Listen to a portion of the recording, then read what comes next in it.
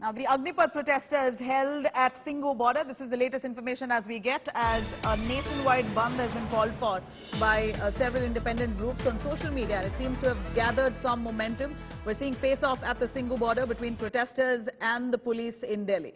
Congress workers also part of the Agneepath protest. Remember, we're seeing a huge Bharat Bandh that somehow gains steam across India.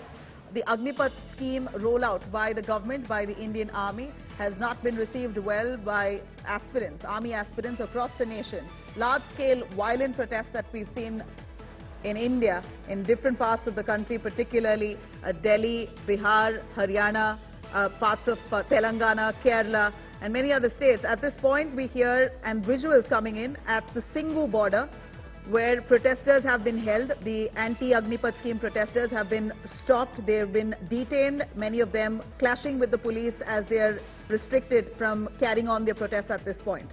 Remember, a little while earlier, Congress workers, the youth Congress workers particularly, also jumped in the protests and indulged in a rail roko agitation. Now we see that in Delhi, the national capital, the anti-Agneepath scheme protests have only snowballed to a point where the police now, trying to maintain calm, are detaining anyone they see suspicious of trying to create any kind of violence.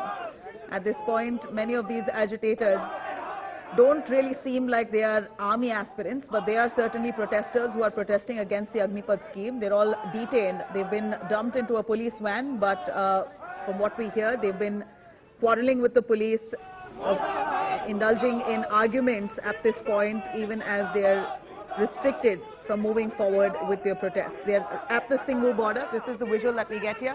Shreya Chatterjee joining us live from Delhi. Shreya, visuals that we see here are a bunch of men who are detained by the police. They don't seem clearly like they're young army aspirants. Are these Congress netas who have been stopped at the Singhu border?